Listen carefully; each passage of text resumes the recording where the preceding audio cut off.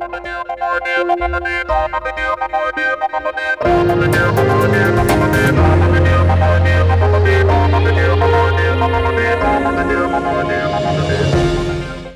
and welcome to the India Hangout. Police in Mumbai arrested more than 10 couples from hotel rooms in Madh Island and Aksa in North Mumbai and fined them for indecent behavior in a public space. Now, these couples were inside hotel rooms and were doing something that we had no business to find out. The second was the government crackdown on pornographic sites. Now, the issue is not whether these were pornographic sites, but whether the government was actually interfering in what you were trying to do inside your bedroom. That's the question we are asking today. Is there an unrelenting moral brigade? Are we fundamentally riddled with prejudices which we are unable to overcome? And is there a manifestation, an evil manifestation of the law that we should be worried about? I am joined by three guests to discuss this.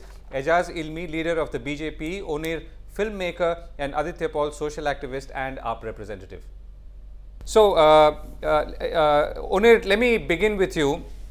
You know, I mean, you've tackled sensitive subjects. I mean, subjects which are obviously not perhaps absorbed or consumed easily by people. In some ways, reflecting a certain moral turgidity in our country, and which also leads to the kind of instances that we've been seeing of late, whether it's rounding up couples on charges of prostitution when clearly that was not the case, or trying to block sites from being viewed by the Indian public. So, what's your sense? Yes, I think especially what happened 2 days ago at Madh Island, rounding up of couples was shocking. You know, especially happening in a city like Bombay at this time and age where consenting adults. I mean, why is something like this even allowed to happen? It really is scary because it just, you know, it signals kind of clamping down on human rights or democratic rights, which is happening at an alarming pace. Even if you look at the whole idea of banning banning porn, you know, the idea of what one really needs to tackle is never addressed at. You know, one addresses issues which are not really the actual problem. One is not looking at, okay, the process of production of certain kinds of porn which involves human trafficking or child abuse. But what one is looking at is, you know, questioning the entire essence that sex is not just for procreation, but it is also a recreational activity. And I think this is what is allowed. Right. So, Onir, is this getting worse? You know, sometimes you think that as time passes, as we get exposed to, let's say, more things that are happening around us, thanks to the internet, social media, that somewhere we begin to understand and appreciate that there are more ways to life than one. But yet, that's not the way we are going. Why is this happening? I think as a society, the more I see is suddenly there is this whole movement which is almost feeling threatened by any acts of love. You know, when I see young couples, even, you know, just sitting at Bandstand or Marine Drive, constantly there is this threat that the police is going to come with a danda. At the same time, there will be people shitting and peeing all over the roadside which nobody is bothered.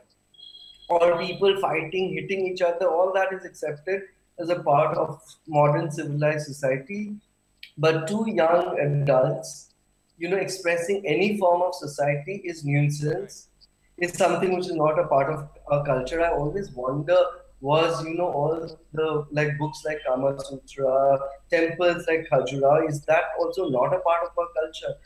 We're a culture which once celebrated sex. Right. Sex is not something dirty. Right. So we'll come to that. Yeah. I mean, so the definition of culture is something that is something that we need to sort of look at a little separately. Aijaz, let me come to you. So, you know, obviously, as you know, I mean, there is a sense that while many of these things may have happened at any point of time, there is a certain institutional legitimacy to cracking down on individual rights that we seem to be seeing more of than ever before. Is that question to me? Yes, Aijaz. Okay, let me just tell you on the two specific issues you spoke about. I feel that the cultural norms of a society is an evolving situation, and people spoke about right from the days of Khajuraho to now. And obviously, the government of the day, any government of the day, who is your political representative, has no real right to get into the privacy of your bedroom, as was clearly stated by the Attorney General in the banning of the porn case. The issue was only on the basis of a Supreme Court raised query about putting a ban to child pornography and violence. So obviously that is the reaction, and I'm glad the government of the day in the centre came out very strongly and conveyed it with all its might through the Attorney General that we are not interested in invading the privacy of anybody's bedrooms. Secondly, on the issue of what happened in Mumbai on the Aksa beach and other things, I clearly think that there was a sense that this case could have been handled better. There was no business to round up people who were consenting adults, and especially and slapping them with charges of the Bombay Police Act of 110. It doesn't make sense if somebody is in a private hotel and you charge them with indecency in public. I think factually incorrect, morally incorrect, socially incorrect. Their job is law enforcement, their job. Right. So I think, Aijaz, the question is really, I mean, why is this happening increasingly? I mean, and it's also not about whether there was a blockage of certain URLs which kind of went back to pornographic sites, but it was also about the defense that many people provided to that. That in some sense gave away, the mindset of the people, which is to say that, okay, as the state, as the government, we will want to control or try and control your actions. It doesn't matter whether you're out there in the open or inside your bedroom. A lot of people give a lot of statements, but there is a stated policy and there's a government policy. Individual politicians, individual social activists, people with individual views, especially in India, we are all argumentative Indians, and we tend to give our views on each and everything on the social media and otherwise. But there are norms in this country. You have law enforcement mechanism, and the machinery has to be in sync. That they themselves can't be violative of basic laws of right of privacy. Yes, per se, I can't find anybody who could be in favor of child pornography or that's portrayed. But definitely, what you do in your privacy is something that the government can't really. They can't enter that space, and that space has to be left free for an individual citizen to express himself or otherwise. Right. So, Aditya, where do you stand on this? I mean, why is it that, my question remains the same. Why is it that we are not moving on? I mean, why is it that in some ways we seem to be going back to a situation where the state tries to play this role, whether it's in blocking sites or, raiding hotel rooms and God knows what next? So, I think there's genuinely a fudging of real issues. So you've got a set of people who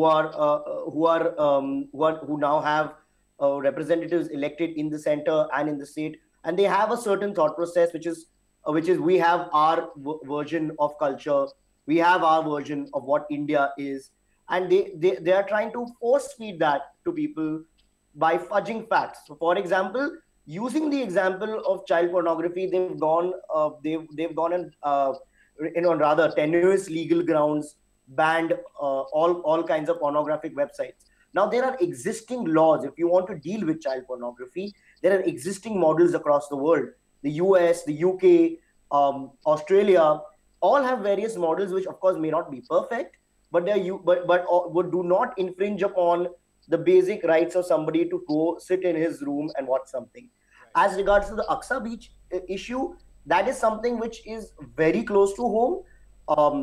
My office is half an hour away from this place. Is shocking to say the least. We all know in Mumbai that police decide when they see a boy and a girl whether what the boy and the girl are doing are right or wrong is wrong. I have been pulled by police officers for trying to drop a female friend back home at 12 in the night, saying that I am doing something immoral. Now, this goes to a whole new level where they've entered somebody's private room, pulled these poor couples out, humiliated them. Not just humiliated them, but they've utilized society's actual prejudices to blackmail and extort these kids, or these, not even kids, they're not kids, they're adults, they're 25, they're above 18, they're adults. When it comes to votes, these same political parties, these same forces, from the right wing come and ask these people, come vote for India, you are the change. But when it comes to respecting their privacy, they have no two ways about it. senior ministers in the Maharashtra government from the BJP have gone out and said, do not demoralize the police by saying things like moral policing. This is a culture. I'm sorry, nobody's demoralizing the police. I have a tremendous respect for the police. They cannot go out and pull people and force them on their to illegally arrest these people. Right. What is being done is clearly illegal. There is no debate here at all. Right. So, Aditya, that's a good point you made. I mean, it's on prejudices. And let me come back to Onir. Onir, so is this, I mean, are we fighting something therefore very, very fundamental, and which also ties into our theme that we are talking about, which is the unrelenting moral brigade, which is that, you know, the prejudices run so deep that they will inevitably keep emerging at various points of time, whether it's in these two situations we saw recently, and of course many times in the past as well. Yeah, I think what is alarming is I feel that it is increasing. I feel that as a citizen of this country, increasingly once private space is being invaded, there is always, of course, excuses and backtracking, but the frequency at which this is happening is not an accident.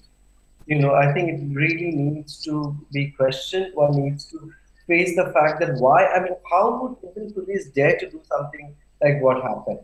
You know, what gives them the power and right? They're here to protect us. They're here to make us feel safe. But instead of that, to extort, to humiliate, to, you know, do something which is actually illegal. They should be arrested for the kind of activity that they did. You know, it is really, really sad that as a society, we are accepting this and taking this as, you know, just one-off accident. In a way, it's not an accident. You know, it's a shame that as a citizen of this country, most people will threaten to go to the police for help action. Right. It should be the other way around. It's our right to go for help. Right. But it is the other way around. So we'll, Onir, we'll come to what we should be doing or can be doing about this in coming days. Aijaz, you know, what Onir is saying is that it seems to be, I mean, the prejudices are there, of course, you can't deny it, but there seems to be a certain, you know, a confidence with which maybe the various actors, you know, are able to express themselves or feel confident in maybe going ahead and doing things. It could be a police raid today, it could be blocking of sites, it could be something else, but essentially where individual rights are involved. You know, actually, it's just blindly just blaming the forces that are in power. They are political nominees. If they have to operate and act within the confines of the law. If the lawkeepers, in the case of the Mumbai police, if they clearly went beyond it, as the intelligence report is likely to show, then they obviously action should be taken against them for dehumanizing people who were normal consenting as adults. That is a given. There's no doubt about it. But just to say that there's a upswing in the moral brigade, it's historically known that forces that emanate from on both sides and the centrist forces, they have their own views of how they perceive society. But the reality is, if you're not breaking the law, you're not breaking the law. You cannot be subjected or brutalized for something you haven't done.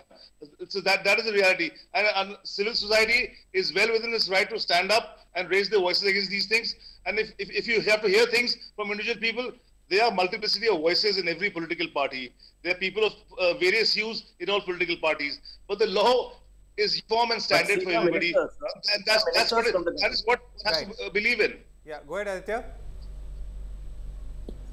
Well, I understand there is a multiplicity of opinions and that should always be welcome. But when senior ministers of a government come out and say such things, I would like to draw Aijaz's attention to the fact that whenever during the last government in Maharashtra, when we had people making irrational comments, things like bade bade shehron mein chote chote cheezein hoti rehti hai, nobody was dismissing this as a different political opinion. It was an opinion of these are all opinions of ministers who are in power in the government who are saying these things. It is going to have an effect, and these things are the reason why people are afraid. Do you really think after a government minister has said this, that any of those poor couples are going to go to the court and ask for some sort of restitution? They're going to be scared. You've already humiliated them and petrified and terrorized them over there. Taking them to a police station, taking a 19-year-old, a 25-year-old to a police station and forcing them to stand there is not something that they would go through every day. The police has gone more than beyond it, and I'm sorry, but I don't think the police would can ever end up with such a massive violation unless there is some thought somewhere in them that, look, I can get away with it. Right. Aijaz, so really what we are asking is, or looking at is saying, okay, there's a prejudice. Most situations or most times the prejudices are suppressed or kept under suppression, but there is an environment obviously which allows them to feel confident enough to do something and potentially get away. But more than that, as Aditya points out, it creates a factor of fear in people. So it's, I mean, it's unlikely people are, the couples are likely to go back, or any other couples are likely to go back to these places, because you never know who might come barging in and get arrested. This fear factor can emanate. It's something very recent, but I'm sure that civil society, when they feel that they're brutalized, the law enforcers have gone beyond the law, they are their seniors to approach to. And in this case, the police commissioner himself has made a statement, and I'm sure the action should be taken. Otherwise, there are means and mechanisms to if you feel that the law enforcers are becoming predators, there are means to tackle this within the law itself, and I'm sure something positive can come out. But the fact that to let the interim report come before the final report comes, and I totally understand that any child who would feel brutalized at something like this, and if the police who went in without any valid reason because of the consenting adults in a private place, then you can't. I don't think there's any law which can to deny them whatever they're doing. Right. So we're sort of running out of time. So let me sort of pose the question that we started with. You know, I mean, we clearly have a moral brigade problem. How do we address this? Onir, let's start with you. I think we really need to question as a society the acceptance. I mean, who decides what is the moral, and start also, moving away from this very narrow sense of morality to things which is far more important and that needs to be addressed in this country. Okay, Aditya? I think we need to understand that basic rights and civil liberties cannot be violated. We need to find out what are these laws that are violating them. For example, in the Aksa Beach case, it is a section 110 of the Bombay Police Act, which has been abused time and again to harass young couples and youngsters all the time at the police. From our end, because I have identified this, as the Aam Aadmi Party, we are going to go to the Mumbai Police Commissioner and ask him to set a circular to prevent abuse of this act. On the other hand, we're also going to be, I'm also going to be looking at legal remedies and whether the act can be pulled out for this arbitrary usage by the courts. As regards to things like the porn ban, I think the existing laws are extremely stringent, and the government must realize that it cannot circumvent them and start banning ISPs. I'd like to point out that the only time that the government came out and said that privacy is a right, we can't ban porn websites. I'm not liking to put any blame anywhere, but this happened only after the massive public outrage. Yeah, right. So massive public outcry happened, and of course, to take your point, Aditya, that you need to be more armed with the laws and your own sense of, the liberty that you have in situations like this, and there's no choice but to be more civically aware. Aijaz, last word. Are we likely to see more situations or instances like this crop up where we'll see the moral brigade going amok, or do you see things improving? No, I feel in every society to take people who try and appropriate the role of predators and lawbreakers themselves, and the different layers in the society, and the society has the inherent strength to manage these contradictions. And I primarily believe that the law is meant to be equal for everybody. Knowledge of law is important, and if the law is being violated and you are being violated in any aspect, then one must challenge it as a citizen, as an individual. Right. So, Onir, let me come back to you. So, both of you have given really the legal position in a way that's saying that, okay, there is a law, as we know. The law does protect us as it should in a democracy like this. But, Onir, what about the people? I mean, do you see these prejudices going away? Do you see us, in a sense, progressing or going beyond a situation where we want to control other people's lives? Society against prejudices will also happen when people's voices of protest are empowered by law and empowered by, if they are disempowered by the police, by the government, then these voices won't be heard and be accepted by society at large. Because honestly speaking, when it comes to this morals and all, very often it is populist driven, which is not necessarily the best thing. But for that change to happen, it needs empowerment by law, by, be it even something like Article 377. When we were talking right now here of equal rights for everyone, we don't have it right now. So everything needs to be addressed in a more civilized manner, in a manner where one recognizes that human rights today is one of the most important values that we can nurture in a very, very, a world which is constantly getting more and more violent. Right. Right. Aditya, Onir and Aijaz, thank you very much for being with us on this discussion on the unrelenting moral brigade, and hopefully we will see fewer instances, but that's only a hope. Thanks for watching.